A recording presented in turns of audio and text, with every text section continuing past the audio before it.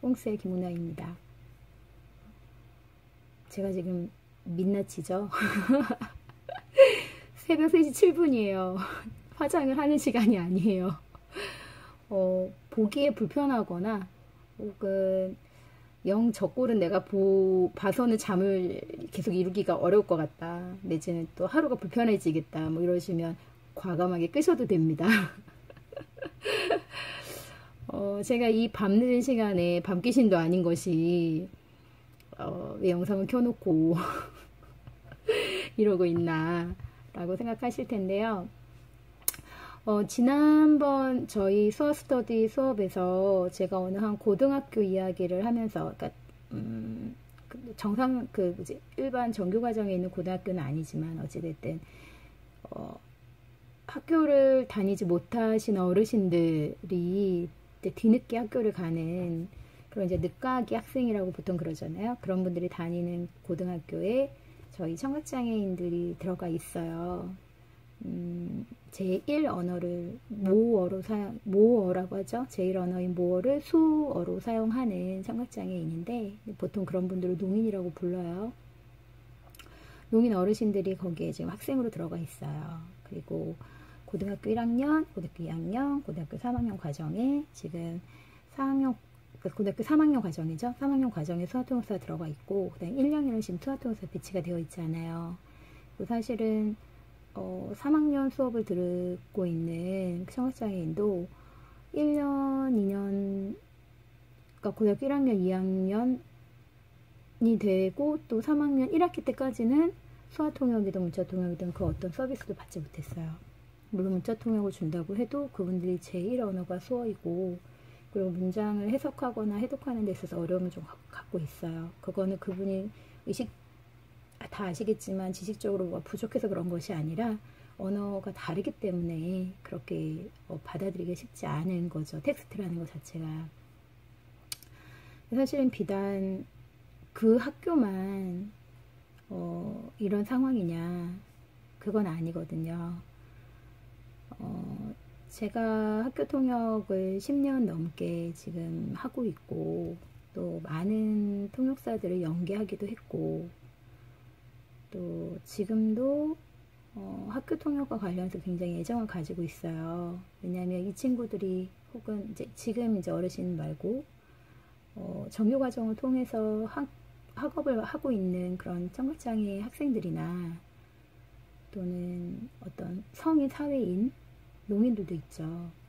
그런 청각장애인이나 농인들이, 그러니까 농인이라고 통칭해서 얘기하자면 그런 사람들이 사실은 일반 청인들처럼 무슨 계좌지를 통해서 능력을 향상시키거나 혹은 학업의 성취를 좀 더 열심히 하기 위해서 뭐 학원도 다니고 그리고 또 학교 안에서도 굉장히 다양한 학습 도구들을 통해서 공부를 하고 있잖아요. 근데 청각장애 학생들은 혹은 농인들은 수어조차도 지원이 되고 있지 않다는 거죠. 수어를 원하는데 수어가 지원이 안 되고 문자를 해석하고 이해하는 능력이 좋은 학생들이나 그런 청각장애인들에게도 그런 학습 도구 자체가 주어지지 않고 있다는 거예요. 그러면서 청각장애인들이 지식의 한계가 있다. 그리고 사회성에 떨어진다라고 이야기하는 거죠. 그거는 굉장히 비윤리적이고 비합리적인 거라고 저는 생각을 해요.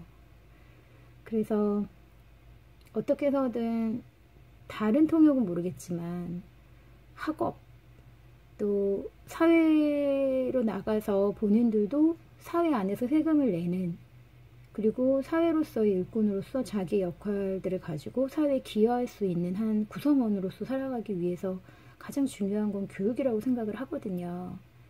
근데 그것의 가장 기본이 되는 의사소통이라는 부분들을 지원해주지 않으면서 그들에게 사회적으로 역할들을 해내지 못하고 있다라고 비난하는 경우들이 많이 있어요. 그런 게 좀 아쉬워요. 그리고 또 한 가지 문제는 수화통역사는 대부분 2인 1조로 나가요. 2인 1조로 나가서 1시간 통역을 하면 뭐 통역사의 수준이나 혹은 뭐 행사의 특성이나 여러 가지 때문에 통역비가 뭐 천차만별이기는 해요. 하지만 통상 1시간에 10만원 정도를 받아요. 2인 1조인데 둘이 5만원 받는 게 아니라 2인 1조여도 한 팀으로 해서 가게 되면 한 사람당 10만원씩을 받는 거죠. 혹은 15만원 정도, 15만원 이렇게 받아요. 근데 행사를 한번 나가면 1시간짜리 행사만 있는 게 아니잖아요. 2시간, 3시간 이렇게 포럼이나 토론회, 워크숍 같은 경우는 하루 종일 하는 경우도 있고 뭐 그러면 금액이 조금 달라지긴 하지만 어찌됐든 그들이 몇십만 원은 받고 몇 시간 만에 몇십만 원을 받고 일을 하는 거죠. 그런데 사실 지금 학교 통역은 2인 1조가 아니에요. 2인 1조가 아니고 혼자 가서 그 어려운 통역을 학교 통역이 얼마나 어려운데요. 굉장히 어렵거든요. 그 어려운 통역을 혼자 가서 40분 혹은 45분, 50분은 혼자 다 감당하는 거예요. 근데 수업시간 1시간만 있는 게 아니잖아요. 아침부터 중고등학교 수업 같은 경우에는 오후까지 그저 2시, 뭐 2시 반, 3시 이때까지 있고 대학 통역 같은 경우에는 늦게는 5시, 6시까지 있어요. 점심시간 빼고 7, 8시간을 쭉 혼자 다 통역을 해야 돼요. 그런데 그 학교 통역이 비용이 혼자서 1시간에 40분, 45분, 50분을 하는데 1시간에 3만원이에요. 그것도 잘 주는 학교가. 그도 주지 않는 학교는 2만원에서 25,000원. 제가 통역을 처음 시작해서 그 학교에 들어갔을 때 12,000원이었다가 28,000원까지 올려놓고 온 학교도 있어요. 그거를 몇 년 해야 되냐? 그 학생이 졸업할 때까지. 가능하면. 그러니까 이게 굉장히 어떤 통역보다 중요한 통역이거든요. 어떤 통역보다 이 농사회 안에서 그리고 사회 안에서 전체 사회 안에서도 굉장히 중요한 통역이에요. 통역사의 역할 안에서도 굉장히 중요한 통역이고 농아인 협회에서도 무엇보다도 이 통역이 중요한 통역이어야 돼요. 왜?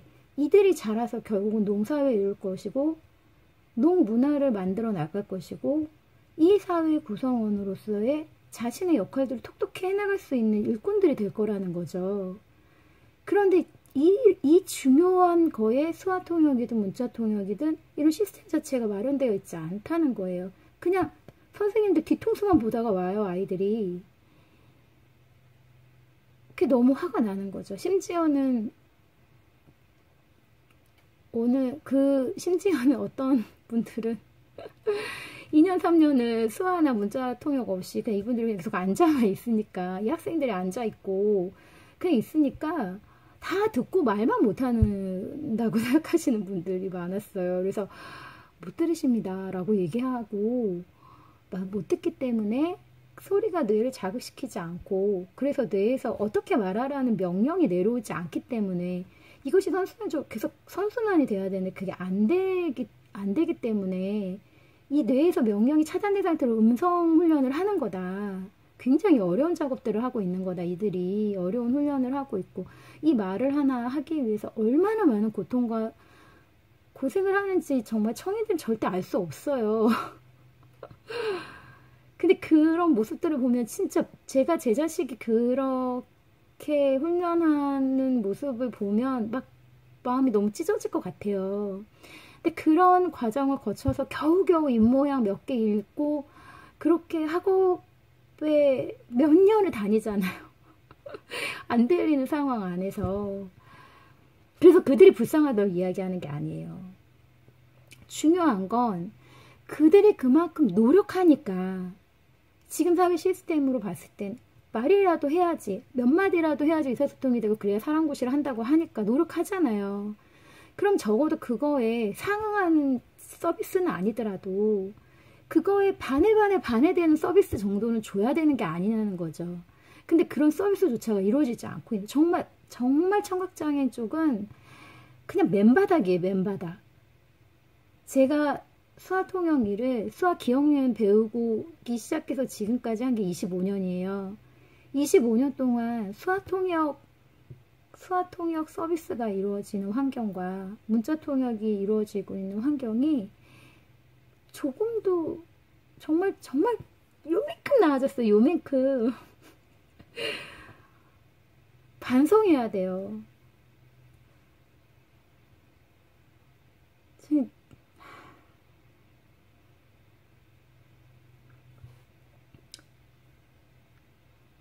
사실 며칠 있으면서 굉장히 그 부분을 너무 화가 났어요. 이제 이거를 계속 몇 년 하다 보니까 약간 좀 폭발 상태? 잠이 안 오더라고요.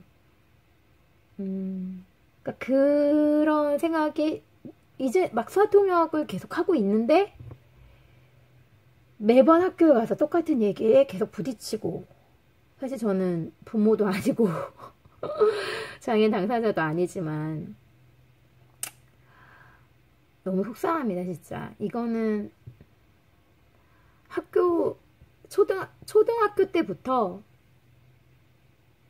초중 고등학교 대학교 그리고 사회에 나가서 자기 개발을 하기 위한 그 어떤 학원에서 어떤 기관에서, 그러니까 개인 사설 학원은 아니어도 적어도 정부에서 운영하는, 또 공공기관에서 운영하고 있는 곳에서는 장애인 고용 촉진 공단에만 맡기지 말고 그런 공공기관에서 계좌제를 통해서 수업을 들을 수 있는 모든 수업과, 그리고 평생학습 지원센터에서 하는 그런 프로그램들과 지역 내에 있는 문화센터에서 하는 그런 곳에서는 수화통역이나 문자통역이 배치가 돼야 된다고 생각을 해요. 누구나 누리는 서비스잖아요. 누구나. 바우처 주고 문화상품권 주고 문화를 누려 라고 하고 수화통역과 문자통역이 지원이 안 돼요. 그럼 놀리는 거죠. 놀리는 거예요. 그건 놀리는 거예요. 그러지 않았으면 좋겠어요. 적어도 이 시대를 살아가는 사람들은 함께 더불어 살아야 한다는 마음을 가진 사람들은 그들이 요구하는 걸 다 들어줄 수는 없지만 그래도 가장 기본하는 기본권, 내가 하고 싶은 말 할 수 있게 문자 통역이든 수화 통역이든 이런 시스템이 좀 마련이 되고, 그것을 통해서 노인들이 자기가 원하는 삶을 만들어내고 자기가 공부하고 싶은 거 가서 공부할 수 있게 했으면 좋겠어요. 어떤 유튜브를 보니까 자막 넣어달라, 수화 넣어달라고 하는 거를 굉장히 이기적이다, 소수를 위해서 그걸 해달라고 하는 게 너무 이기적이다, 이런 말 하더라고요.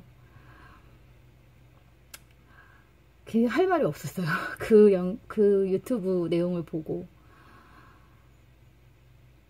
어떻게 살면 그런 말을 할 수가 있지? 이런 생각이 들었어요. 학교 통역을 가지고 이야기를 하다가 지금 여기까지 오기는 했는데 사실은 속상한 마음에 잠을 이룰 수가 없습니다.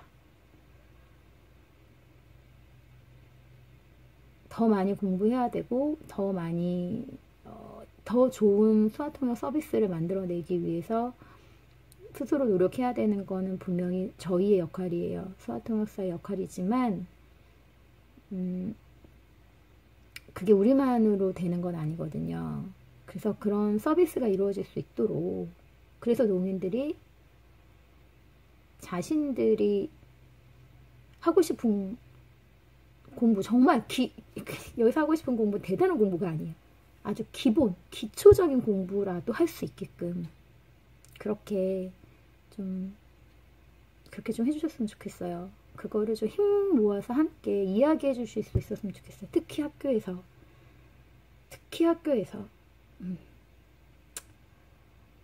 네, 그랬으면 좋겠습니다.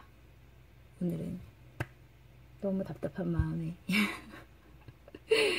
이 말로 마무리를 짓도록 하겠습니다. 편안한 밤 보내시고 다음에는 제가 재밌는 수학 이야기를 해드릴게요.